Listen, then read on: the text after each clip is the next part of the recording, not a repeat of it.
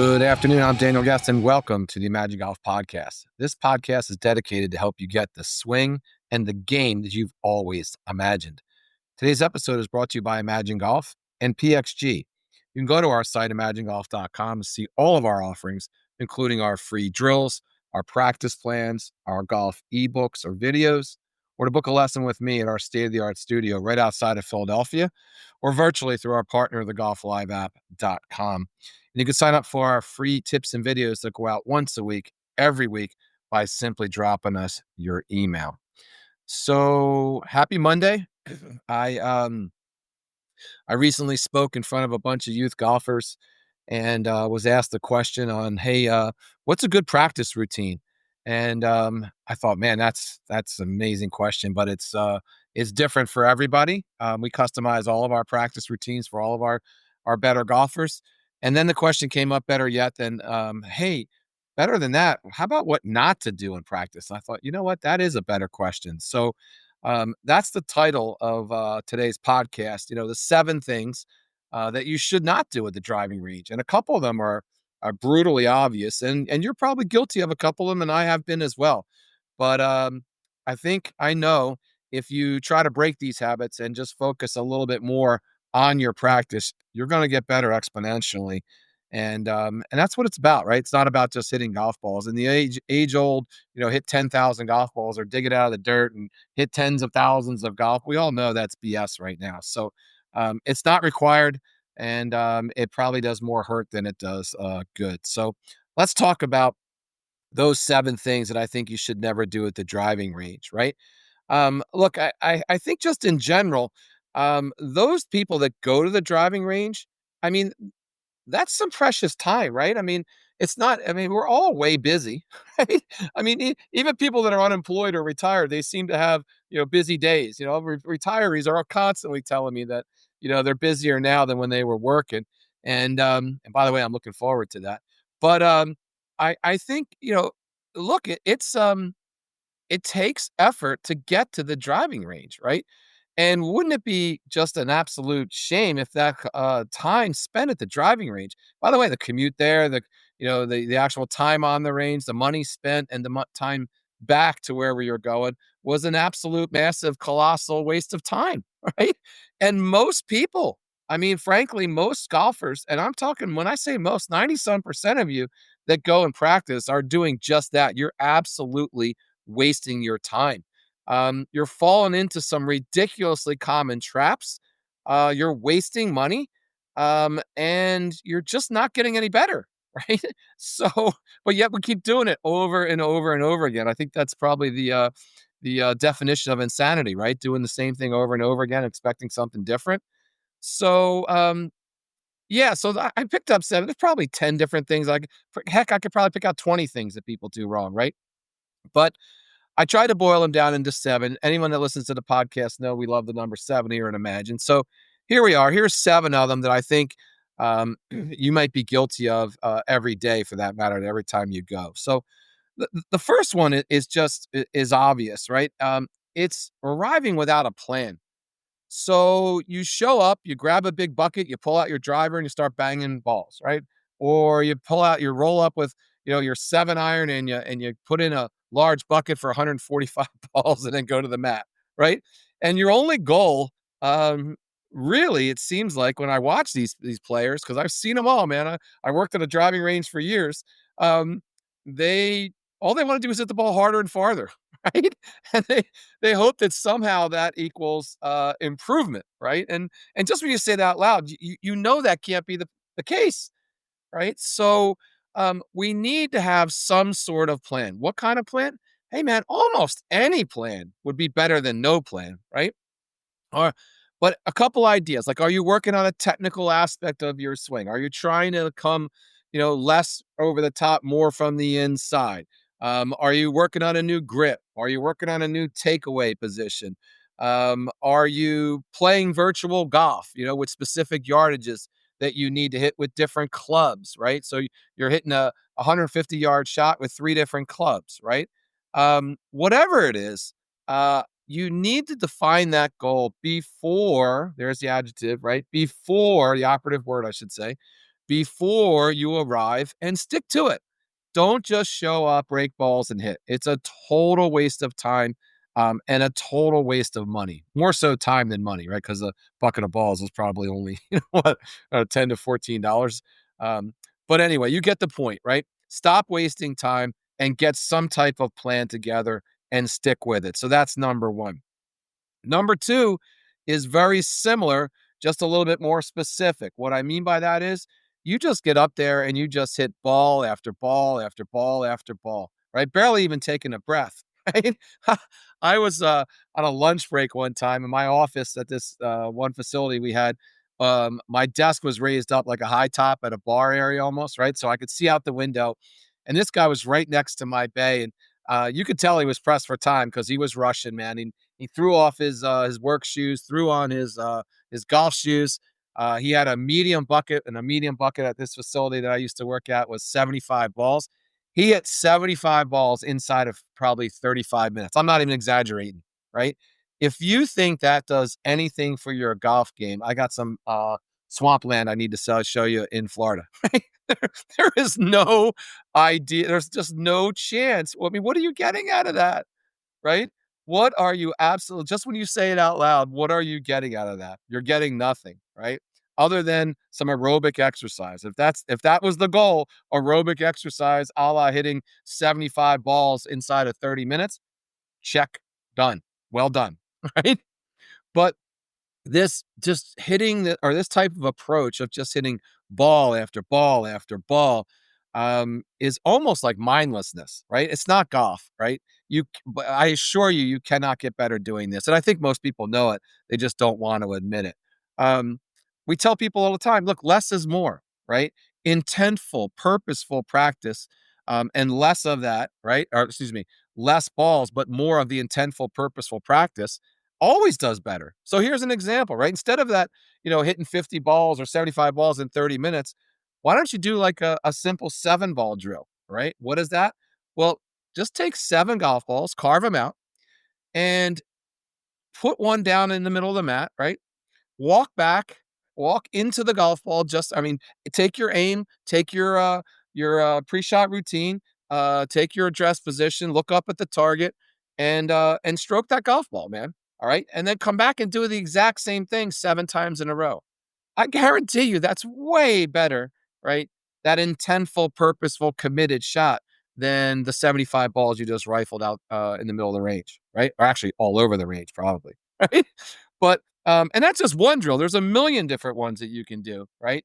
But there's a perfect example. But just going out there and machine gunning almost, all right, or exploding through the bucket time and time again, shot after shot after shot in a very short period of time is just again a colossal waste of time. So there's two, one and two.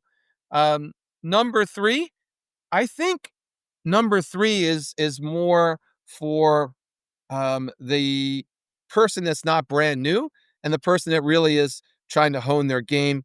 And you're just like almost guessing at what's going on, what's happening in your golf swing. I see it all the time. Oh yeah, I sliced it to the right and I must be coming over the top, right? I'm hooking the ball, so I must be coming too far from the inside. And they start saying that till it becomes, to fruition. And they may not even be doing that, right?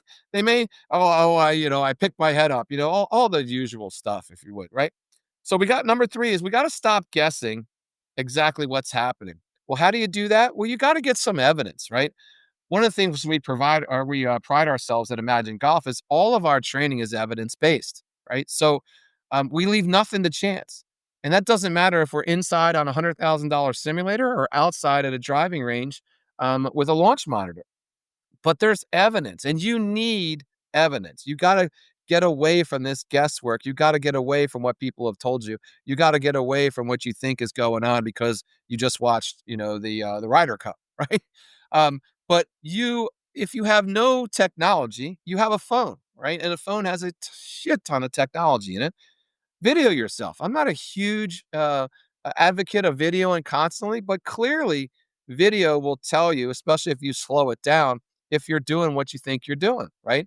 you should be able to tell if you're swinging to the inside. You should be able to see if you're bringing the club too far on the inside or you're swinging over the top. You get the point, right? So you're picking your head up, you're picking your body up, whatever. All right, but at least start with some evidence and get rid of this guesswork of what you think you're doing or what a friend of yours told you. Um, just simply seeing some visual feedback sometimes could be a game changer. I know it is when I film my students.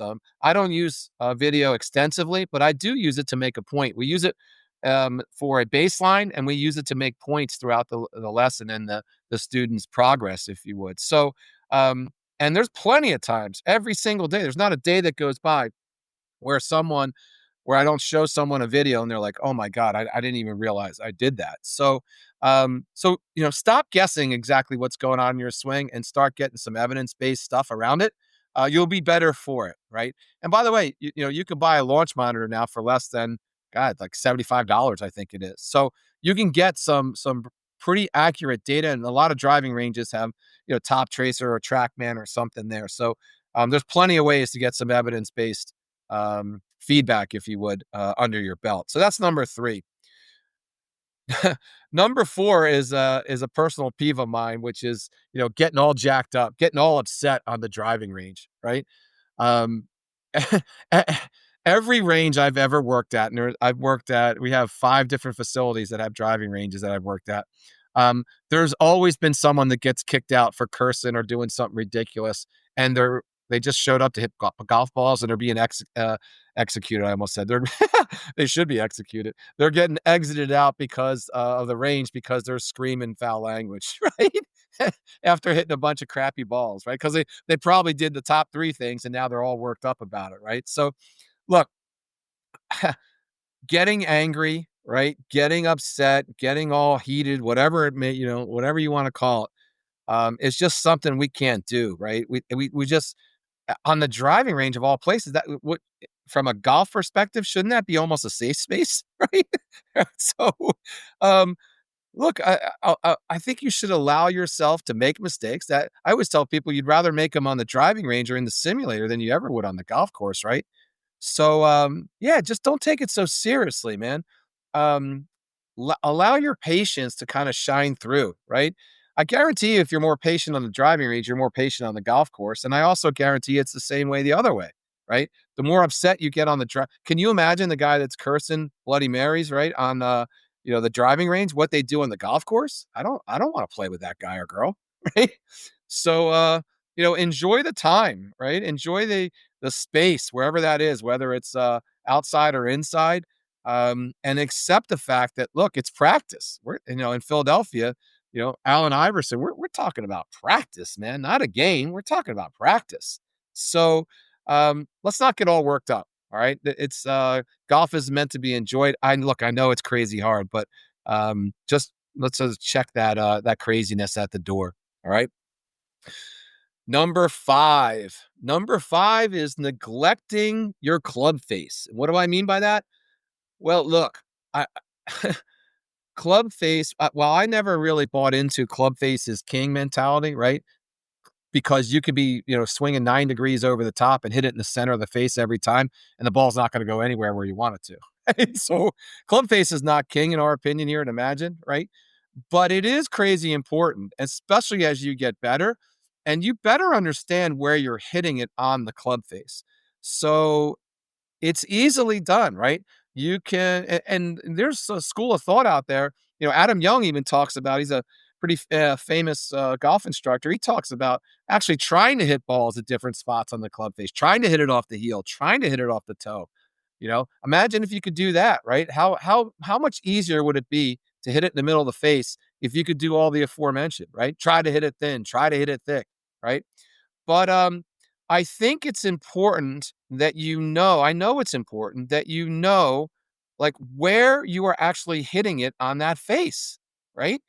Um, why is it important? Because if you're at the driving range and everything is going off the toe, it clearly the swing itself needs some help, right? Maybe it's your setup, right? Maybe it's your lineup. Maybe it's your aim. Maybe it's your swing path. But you get the point. Something's doing in the swing, right? So clearly the objective is to hit it in the middle of the face and up a couple grooves and compress the golf ball. I get all that, right? But you've got to go through some maybe face control drills, so that you know where you're hitting it, right? So what we tell people to do is, get 7 balls. Imagine that, the number 7 again, and randomly hit them left, right, straight, left, right, straight. And just do that in your normal swing, right? So get a feeling of that face control, and you'll start to understand where you're hitting it exactly on the face. And then from there, then you can make some adjustments, some educated adjustments, right? But we got to start working on some of these club face drills because it is important, right? Where we strike the ball on the golf club is crazy important. And if you have some of you out there go, man, I don't even know what the toe of the golf club is or the heel of the golf club is. That's okay. But figure it out, right? I guarantee you know the hosel because when you hit the hosel, if you're right-handed, not only does it feel funky, but it shoots almost 90 degrees to the right. So but you get the point, right? Get some drills every other time that you're out there, or carve out 7 to 10 to 14 balls or whatever, and do some club face drills, and really, really think about striking the center of the face. The other drill you can do, and with this regard, is all these range balls today have lines, right? If they don't have a line, they all have a logo. Line up the ball so the logo is perpendicular to the target, so it's a straight line almost pointing to the target, right? And you do that on every single shot and try to line it up with the center of the golf club. And you'll be amazed, how it starts to make a difference, right? So that's number 5, right? Number 6, look, this is another pet peeve of mine. I watch people all the time. Um, they rely on the previous shots for distance control. And what do I mean by that? Well, let's say they hit the last 5 balls, right? 2 of them went a little bit left, 2 of them went short, and the last one goes, spot on, right?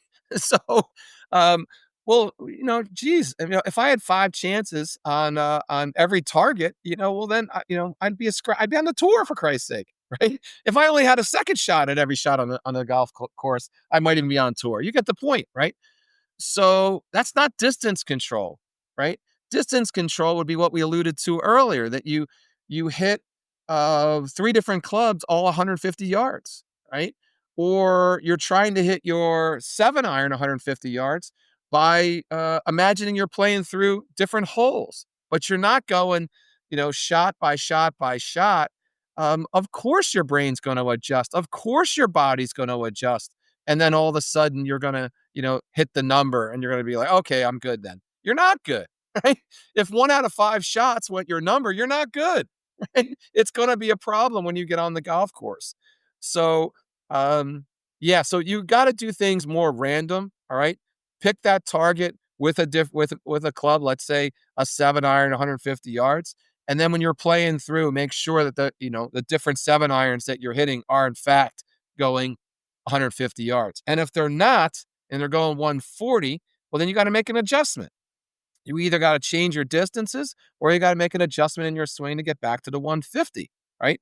So, but this randomness, right, of relying on multiple shots to get to your number, just when you say that out loud, you know what happens when you get to the golf course, right? You're like, oh, I was I was crushing on the golf course, and now, or excuse me, on the driving range, and now my 7-iron only goes 140, not 150. No, it didn't. The majority of them probably went 140. So you get the point, right? You cannot rely on multiple shots and the feedback that you get from those for your distance control, right? So anyway, so take that for what it's worth. And then the last one. The last one is absolutely a killer for a lot of people.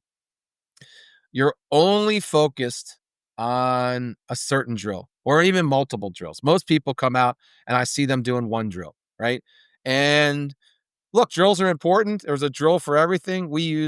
At Imagine, we use biomechanically infused drills, meaning every drill we prescribe is actually going to make a physical change and a mental feeling change in the swing to help the golfer get better and recognize what they're trying to accomplish, right? So I get that.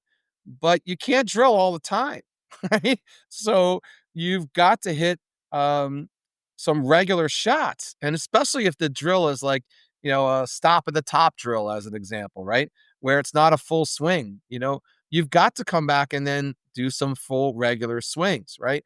All the drills that we prescribe at Imagine are in what's called a 7-7-7 protocol, meaning you hit 7 shots in the said drill, and then you hit 7 regular shots and trying to mimic the same feeling and same production that the drill is allowing you to do, right? And then you do that cycle 3 times or 42 golf balls. That's a much better way of doing a drill than just banging out 75 balls, a medium bucket, a large bucket of balls, whatever, with your latest, greatest drill that you saw on FacePage, right? Or YouTube, right? You get the idea. So, you've got to, make it more random and come back to full swings. Heck, you can make the argument, and a lot of old time instructors are coming back with this, verbiage where, if you can't do something small, you certainly can't do it full, right? So, sometimes starting with smaller swings or slow motion swings or 3/4 swings, and then ramping it back up to your regular full swing. That would be a decent practice session as long as you had a plan, like where we started with this, right? So, but just as pure focus on drills, and then I have in parentheses here a training aid, right? How many times, and we've all seen this, right? The guy rolls up to the driving range mat with his new training aid, whatever that is, right? It's the hanger, that bolts onto the club. It's this device you put on the ground with 4 foam things sticking up at a different angle. It's something on his elbow. I just saw a guy show up. He literally got out of the car and put on his swing shirt. If you haven't seen that, you got to look it up. Maybe I'll drop it in the comments. The swing shirt is like almost like a straight jacket, if you can imagine, and you swing within the swing shirt, and the guy threw it on and he could barely even get the balls, from the ball machine. So, right. So you're only focusing on drills or you're only focusing on your new swing aid.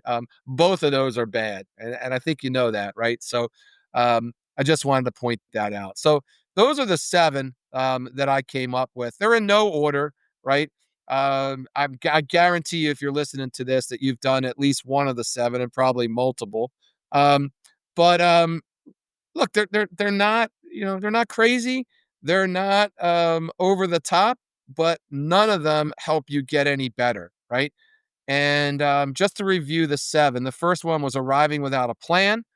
The second was just ball after ball after ball, 75 balls in 30 minutes type of approach. The third is just guessing what's happening or telling yourself, hey, this is what's happening. I'm picking my head up, I'm doing this. The fourth is getting super banged up and super angry at your results or your progress or lack of results or all of the above. Number 5 is not doing any type of club face drills and the importance of why we need to do that and why we need to understand where we're hitting it on the face. Number 6 is relying on multiple shots, right? And that feedback that those shots give us. And then all of a sudden we hit our distance, right? So, again, that one cracks me up, man. You want to get way random instead of hitting, 14 shots before you finally hit your 7-iron, 150 yards. And then the 7th one is only focusing on drills and or training aids.